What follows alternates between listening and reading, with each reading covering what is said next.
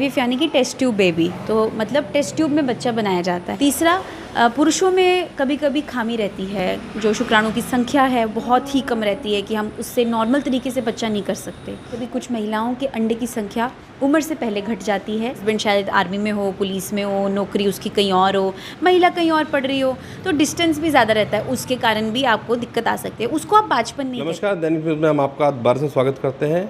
जिस तरीके से समाज के अंदर बहुत सारी चीज़ें देखने को मिलती हैं, यदि किसी दंपति या पुरुष के पास जो है अगर औलाद यानी कि या उसका बच्चा ना हो तो उसको लेकर जो है काफ़ी बातें जो है समाज में जो है देखने को मिलती है।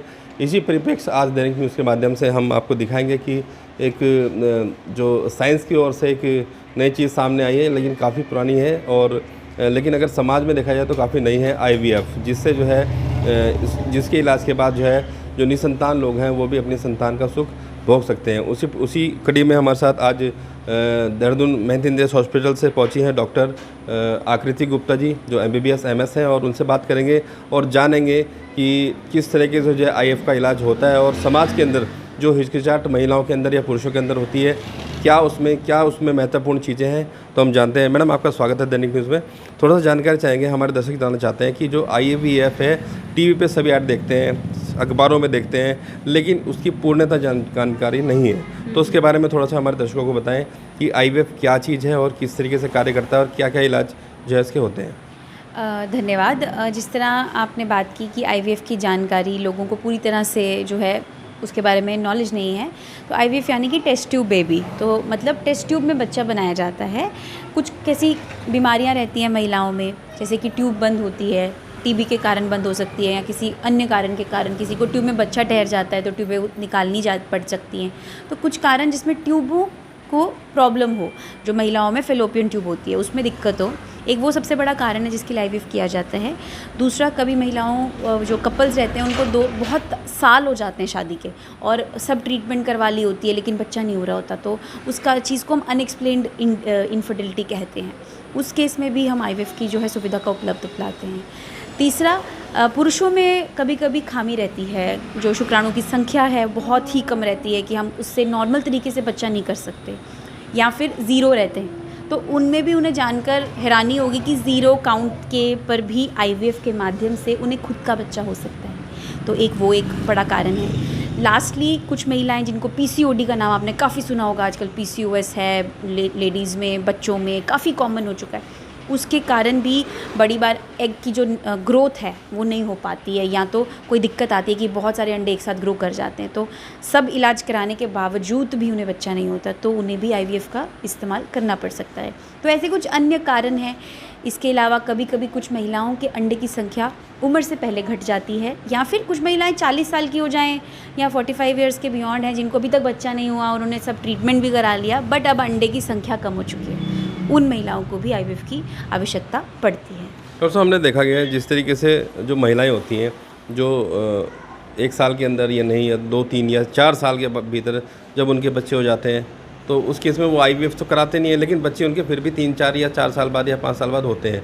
वो क्या केस है, वो थोड़ा बताएं। मुझे आपका सवाल समझ नहीं आया। सवाल यही है कि हमने देखा है कि जैसे शादी हो जाती है, शादी के 1 साल बाद बच्चा नहीं होता, उसके 3-4 साल बाद बच्चा हो जाता है, वो क्या गैप होता है? देखिए, कुछ तो वो तो कपल की अपनी चॉइस है। कुछ लोग तो ऐसा रहते हैं कि खुद ही चाहते हैं कि 2-3 साल के बाद बच्चा हो। कुछ लोग जो है कॉन्ट्रासेप्शन मेथड्स का इस्तेमाल करते हैं, कुछ समय पे कुछ पढ़ाई कर रहे होते हैं, कुछ सा टाइम आपका डिस्टेंस प्रॉब्लम होती है कि हस्बैंड शायद आर्मी में हो, पुलिस में हो, नौकरी उसकी कहीं और हो, महिला कहीं और पढ़ रही हो, तो डिस्टेंस भी ज़्यादा रहता है, उसके कारण भी आपको दिक्कत आ सकती है। उसको आप बाजपन नहीं कहते। बाजपन की डेफिनेशन के हिसाब से अगर जो पुरुष और महिलाएं हैं वो साथ में रहते हैं और वो 1 साल तक प्रयास करते हैं तो ही उसे बाजपन कहते हैं। लेकिन अगर वो साथ रह रहे हैं 5 साल से शादी के कहने पे, पर वो आपस में साथ नहीं रह रहे, एक सपोज जम्मू में रह रहा है और दूसरा गैप हो गया। हाँ, तो मैं आपको बता रही हूँ, जैसे आप क्वेश्चन पूछ रहे हैं उसके ये कारण भी हो सकते हैं। पेशेंट से पहले बात करनी पड़ती है कि क्या वो साथ रहे भी हैं, क्या उन्होंने जो है 1 साल अपने साथ अपने आप को समय दिया है बच्चा करने के लिए, तो हम उनका इलाज शुरू करेंगे। क्योंकि बहुत सारे आप टाइम देखिए आजकल के युग में जब लेडीज़ भी पढ़ रही हैं, लेडीज़ भी अपने जॉब्स के लिए काफ़ी आगे हैं, अपने करियर के रिलेटेड काफ़ी आगे हैं, तो आप वो चीज़ भी देखिए ना कि वो अपने आप को पहले करियर ओरिएंटेड बनाना चाहती हैं, अपना काम ख़त्म करना चाहती हैं, पढ़ाई ख़त्म करना चाहती हैं, नौकरी करना चाहती हैं, उनकी इच्छाएँ हैं जो वो पूरी करेंगी 30-40, और तभी भी आजकल प्रेगनेंसीज़ भी लेट हो रही हैं। जैसे 35 साल में शादी हो रही है, 30 साल में शादी हो रही है, जो कि पहले 20-25 में होती थी।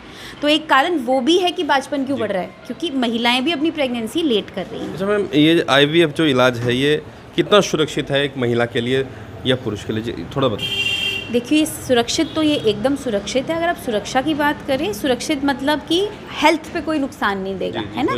तो ये हेल्थ पे नुकसान नहीं देता है, क्योंकि जो इंजेक्शंस एक महिला को लगते हैं वो 10 दिन के होते हैं और वो अंडे बनाने के लिए होते हैं, ताकि सभी अंडों से हम ज़्यादा से ज़्यादा बच्चे बना पाएँ। दूसरा, अब बच्चे की बात करते हैं कि जैसे बच्चे को क्या नुकसान तो नहीं होगा। तो अभी तक इतने सालों से 50 साल से ज़्यादा ये IVF का साइंस जो है अब नोन है। तो साइंस में इंफॉर्मेशन बहुत ही आप कह लीजिए नेगेटिव नहीं है कि बच्चों में कोई ख़राबी होगी या बच्चा दिमागी तौर पे ख़राब होगा या बच्चे में बीमारियां ये ज़्यादा होंगी, ऐसी कोई भी एविडेंस नहीं बात करती। पर हाँ, जिस तरह एक नॉर्मल प्रेगनेंसी होती है किसी को, उसमें भी आप कहते हैं BP रहता है, शुगर रहता है, कोई हार्ट की प्रॉब्लम आती है बच्चे, वो इसमें भी हो सकती है। ये थोड़ी है कि IVF से जो बच्चे होंगे वो एकदम जो है उसमें कुछ हो ही नहीं सकता, ऐसा पॉसिबल नहीं है, क्योंकि हम साइंस की मदद से नेचर को कंट्रोल नहीं कर सकते। तो जिसमें जो बीमारी सपोज़ आनी है BP के कारण, शुगर के कारण माँ में है, तो वो उस बच्चे में आएगी, वो IVF के माध्यम से ख़त्म नहीं हो जाएगी। बट हाँ, IVF खुद ब खुद कोई बीमारी नहीं देता, आप समझ रहे हैं। तो ये सुरक्षित बच्चे के रिलेटेड भी है।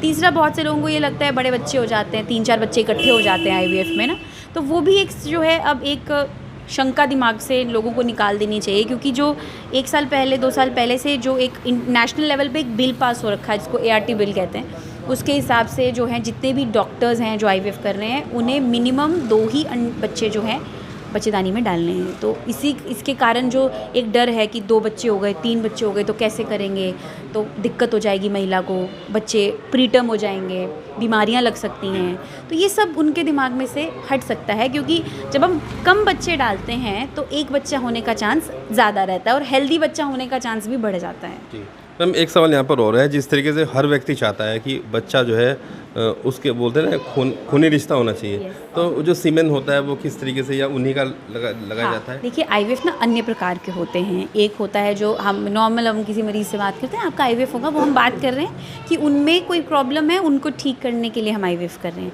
फिर एक IVF होता है donor egg IVF, donor sperm IVF, donor embryo IVF, ठीक है। तो वो अलग अलग प्रकार के होते हैं और वो प्रक्रिया यही है कि बच्चा टेस्ट ट्यूब में ही बनता है, बट जेनेटिक मटेरियल चेंज करने की आवश्यकता कुछ कंडीशंस में पड़ सकती है। अगर किसी महिला की उम्र 25 साल है और उसके बच्चेदानी अच्छी है, लेकिन उनके अंडेदानी में अंडे की संख्या 0 हो गई है, उन्हें माहवारी ही बंद हो गई है 25 साल की उम्र में, तो ये तो सबको जानते हैं कि 40-50 तक माहवारी आम इस महिला को हमारे देश में रहती है। तो ऐसी महिलाओं को भी तो बच्चा चाहिए ना, तो माँ तो बन सकती हैं पर एक अन्य माध्यम से बनेंगी। तो होता उनका भी IVF ही है, पर एक अलग तरीके का IVF होगा। उसी प्रकार पुरुषों में भी कभी प्रॉब्लम रहती है, वाइफ उनकी एकदम नॉर्मल रहती है लेकिन पुरुष में प्रॉब्लम रहती है, तो उस केस में हम डोनर स्पर्म का इस्तेमाल करते हैं। आप समझ लीजिए कि बच्चा जो है लैब में बनाते हैं, अब उनका खुद का बच्चा होगा या एक जेनेटिक मटेरियल रिप्लेस होगा या दोनों रिप्लेस होंगे। अभी किसी महिला को, पुरुष में कोई जेनेटिक डिजीज़ है जो कि जिसकी वजह से उनके बच्चे बार बार ख़राब हो रहे हैं, 3-4 अबॉर्शन हो गए, एक बच्चा पेट में मर गया या एक बच्चा पैदा होकर मर गया, तो उनमें ये अंदरूनी प्रॉब्लम है। आप उसको इसी तरह से दूर कर सकते हैं या फिर आप बच्चा गोद ले सकते हैं। तो आप नहीं चाहते कि इमोशनली आप फिर से ऐसे पीड़ित हों, इसीलिए उसमें हम डोनर एम्ब्रियो करते हैं। तो हर एक पेशेंट अलग है, हर एक किसी को बीमारी अलग है। IVF बस एक मतलब होता है टेस्ट ट्यूब बेबी, मतलब ट्यूब में बच्चा बनना बाहरी लैब के अंदर। अब वो किस प्रकार से बनेगा, पेशेंट की क्या रिक्वायरमेंट है, वो हर एक मरीज़ से वेरी कर सकती है। ठीक है। तो जिस तरीके से समाज के अंदर जो हिचकिचाहट है महिलाओं के अंदर, पुरुषों के अंदर, क्योंकि हमने देखा गया फॉरेन्स के अंदर IVF का इस्तेमाल ज़्यादा करते हैं, वहाँ पे मानते हैं, लेकिन अगर इंडिया की बात करें तो यहाँ पे हमारे समाज के अंदर थोड़ी सी हिचकिचाहट है। इस मैसेज को आप हमारे चैनल के माध्यम से थोड़ा बताएं। देखिए, ये हिचकिचाहट इसीलिए है शायद नॉलेज की वजह से, अवेयरनेस की वजह से, पढ़ाई की वजह से। नॉलेज जो पेशेंट्स में हमारे है, जो हमारे आम जनता है, आप कह लीजिए जो उनके फैमिली में जो पुरुष हैं या फिर उनके फैमिली में जो पढ़े लिखे बुज़ुर्ग हैं, वो लोगों को जानकारी नहीं है। तो आप जानते हैं हमारे देश में मोस्टली ऐसा ही होता है, जो जानकारी हमारे पुरुषों को होती है या हमारे जो ख़ानदान के बड़ों को होती है वही आगे जाके बच्चों को मिलती है। तो पहली बात है कि हम ये माध्यम से अवेयरनेस चैनल्स पे टॉक देते हैं या हम जो कैंप लगाते हैं, हम यही चाहते हैं कि लोग पहले बाहर निकल के आएँ, इस बारे में बात करें। क्योंकि आज भी अगर मरीज़ मेरे पास आता है और वो ये बोलता है कि मुझे दर्द हो रही है, आया तो वो इसीलिए कि उसे बांझपन है, पर वो मुँह से ये नहीं बोल पा रहा कि उसे बांझपन है। तो सबसे बड़ी बात वही हो जाती है। और मैं कोशिश यही करती हूँ कि मैं पेशेंट से पूछूँ क्या है। जब तक वो बोलता नहीं है कि उसे बांझपन है, मैं इलाज शुरू नहीं करती, क्योंकि पहले उसको तो कंफर्टेबल होना बहुत ज़रूरी है, उसे समझना ज़रूरी है कि ये चीज़ का इलाज है, ये कोई सोशल टैबू नहीं है। पहले टीबी को टैबू माना जाता था, लोग टीबी की बात नहीं करते थे। अब आहिस्ता आहिस्ता क्या ख़त्म ही हो गया टीबी का नाम, अब लोग टीबी की जाँच हर कोई करा रहा है। ठीक है, तो उसी तरह से ये भी एक सोशल टैबू आज भी है। आज भी मेरे पास पेशेंट आते हैं जो आईवीएफ करवाते हैं और वो ये बोलते हैं कि हमारे घर से कोई आएगा तो उन्हें मत बताइएगा हमारा आईवीएफ हो रहा है। तो ये चीज़ बहुत कॉमन है और ये चीज़ समय के साथ जाएगी। आज 10 साल पहले पुरुष भी नहीं आते थे, आज तो हस्बैंड वाइफ आते हैं, शायद अगले 10 साल में उनके माँ बाप भी साथ आएँ। तो चीज़ें तो ठीक हो ही रही है। और बाहर की जो आप बात कर रहे हैं वहाँ पे अवेयरनेस ज़्यादा है, ऑब्वियसली उनका जो नॉलेज प्रोफाइल है हमसे काफ़ी ज़्यादा है। और तीसरा, उनके वहाँ पे हर चीज़ ना इंश्योरेंस में कवर्ड होती है, तो वो एक स्टेप के तरीके से चलते हैं। 3 महीने ट्राई किया, फिर 3 महीने दूसरी चीज़ दी, फिर 3 महीने बाद आईवीएफ कर दिया। वहाँ कोई आपसे पूछता नहीं है आप क्या कराना है, वहाँ सीधा करते हैं क्योंकि वो इंश्योरेंस में होता है। बट इंडिया में इंश्योरेंस नहीं है। इंडिया में हर एक ने अपनी पॉकेट से पैसे देने हैं, तो वो पहले सोचेगा मैं सस्ता इलाज कराऊँ, मैं महंगा इलाज कराऊँ, किसका फ़ायदा कितना है, किसी का नुकसान कितना है, फिर ये चीज़ करता आता है। और बात की बात ये रही कि डॉक्टर तो एडवाइस करता है जो पेशेंट का बेनिफिट रहेगा, पर पेशेंट अपनी पॉकेट के हिसाब से चलता है। ठीक है, तो आज यहाँ खाताखेड़ी में आप निःशुल्क यहाँ पे कैंप लगा हुआ है, तो कितने मरीज आज आपने देखे, कितनी महिलाओं की जाँच हुई या आईवीएफ के बारे में समझाया गया और किसके यहाँ पहुँचे हैं, थोड़ा बताएँ। देखिए, आज जो हमने पेशेंट्स देखे थे उनमें फ़िलहाल, क्योंकि चाहे उनको शादी को 5-6 साल से ज़्यादा हो गए थे, पर उन्हें ना सही तरह से नॉलेज ही नहीं थी कि आगे बढ़ना कैसे है। वो वहीं अटके हुए थे कि भाई हो नहीं रहा। मतलब अब इलाज में पहले जांचें होती हैं, अब किसी का एक जांच हुआ था, दूसरा नहीं हुआ था, किसी के 2 हो रखे थे, तीसरी नहीं हो रखी थी, तो वो लोग अभी बहुत पीछे हैं। जब तक हम वो जांचें करेंगे नहीं ना, हम ये नहीं बता पाएंगे कि उनको कोई दिक्कत है भी कि नहीं। शायद उन्हें सिर्फ ज्ञान की कमी हो कि भाई क्या सपोज़ जैसे उनकी जो माहवारी सही आ रही है, नहीं आ रही है, कब आपस में संबंध बनाना है, तो बेसिक चीज़ें भी लोगों को नहीं पता हैं। तो क्या रिस्पांस दिया आज महिलाओं ने यहाँ पहुँची? नहीं, महिलाओं ने मतलब ठीक ही रिस्पांस दिया है और उन्होंने समझी है बात की, और उन्हें यही बताया गया है कि नॉर्मल तरीके से भी बच्चा हो सकता है, पर पहले हम एक बार जांच कर लें, थोड़ा आपको समझा दे दवाइयाँ देकर कि आप इस तरह से 2-3 महीने घर पे कोशिश कीजिए, उसके बाद देखेंगे किसी चीज़ की ज़रूरत है कि नहीं। क्योंकि सीधा आईवीएफ किसी भी मरीज़ को हम नहीं कर सकते, वो पहले कुछ इलाज हमें 2-3 महीने पेशेंट को देना है ताकि वो घर में प्रयास कर ले, संतुष्ट हो जाए कि हाँ हमने कोशिश भी की थी दवाइयों के साथ, और फिर अगर कुछ नहीं हुआ फिर हमने कोई और ट्रीटमेंट लिया IUI जैसा, फिर अगर उस पर नहीं हुआ फिर हम आईवीएफ पे गए। एकदम से बड़े इलाज पे जाने का कोई फ़ायदा नहीं है अनटिल अनलेस कोई बीमारी उनको सच में हो जिसकी उसको ज़रूरत हो। ठीक है, धन्यवाद। तो आप थे हमारे साथ डॉक्टर अंकिता गुप्ता जी, जो स्पेशलिटी हैं जो आईवीएफ की जो है मेहंदी देहरादून हॉस्पिटल से पहुंची हैं, और आज निःशुल्क कैंप यहाँ पे लगाया गया था खाताखेड़ी गांव के अंदर। हमारे साथ आदिल भाई मौजूद हैं जो कि अपने बारे में बताएंगे किस तरीके से जो है लगातार कैंप करते आ रहे हैं। आदिल भाई, क्या कहना चाहेंगे जिस तरीके से आज पहली बार जो है आईवीएफ का कैंप लगाया गया? वैसे तो आप बहुत सारे कैंप लगाते हैं, बताएं थोड़ा सा। मैं सबसे पहले तो सजादा गद्दी का तहे दिल से धन्यवाद करता हूँ मैं इंद्रेश का, कि मेरे क्षेत्र के अंदर समय समय पे मैं हर तरह की चिकित्सा की सेवाएं दे रहे हैं। और आज मेरे आवास पर आईवीएफ का कैंप लगा है। आरती जो हमारे यहाँ डॉक्टर आई है, आरती गुप्ते जी है, हाँ आरती गुप्ता जी, और मेरे बड़े भाई सुमित प्रजापति जी भी आए हुए हैं, उनके सौजन्य से कैंप लगा है। और अब तक 12 पेशेंट आ चुके हैं और लगभग 20 पेशेंट के आने की संभावना है, और इन्हें 30 तारीख में ले जाया जाएगा। इनके चेकअप होंगे, उसके बाद ही पता चलेगा कि आईवीएफ होना है या नहीं होना, चेकअप के बाद ही। फिर उसके बाद अर्जा आईवीएफ होगा तो उसमें भी हमारी पूरी टीम और पूरा हमारा स्टाफ एक सेवा भाव के माध्यम से काम कर रहा है। मैं इंद्रेश हॉस्पिटल का मैं पूरे स्टाफ का तहे दिल से धन्यवाद करता हूँ, और पूरे डॉक्टर टीम का जितने भी सीनियर स्टाफ है, जूनियर है, सब सेवा भाव के माध्यम से काम कर रहे हैं। जो भी हमारे क्षेत्र की चिकित्सा की समस्या होती है वो हमारे सौजन्य से हल हो जाती है, और बहुत लोगों को इसका लाभ मिल रहा है। हर तरीके से मंगलवार को भी जैसे आपने देखा होगा यहाँ पे 20-25 लोग हर मंगलवार को जा रहे हैं, वो भी महाराज जी का पूरे क्षेत्र की ओर से हम तहे दिल से धन्यवाद करते हैं। उन्हें ले जाने का कार्य मैथ इंद्रेश हॉस्पिटल की बस करती है और उनका OPD कार्ड भी फ्री रहता है। तो इसी तरीके की बहुत सारी सेवाएं हैं जो हमारे से अल्लाह भगवान ये हमारे से करा रहा है, वरना हम इस लायक नहीं थे कि हम ये कार्य कर पाते, और ये हम सब महाराज जी के सौजन्य से कर पा रहे हैं। और मैं सबसे पहले मीडिया भाइयों का भी तहे दिल से धन्यवाद करता हूँ, वे मेरी खबर को प्रकाशित करते हैं। इससे एक लाभ मिलता है क्षेत्र के अंदर भी, इससे लोगों को एक से दूसरे को खबर जब होती है तो दूसरा भी लाभ उठाता है, और फिर इससे लोग भी हमारे साथ जुड़ते हैं, जिससे कि हम चैन कड़ी से कड़ी चैन से बन गई है हमारी। और अब हमारी बहुत बड़ी मेजॉरिटी की टीम है जो ये लगातार हर क्षेत्र में काम कर रही है।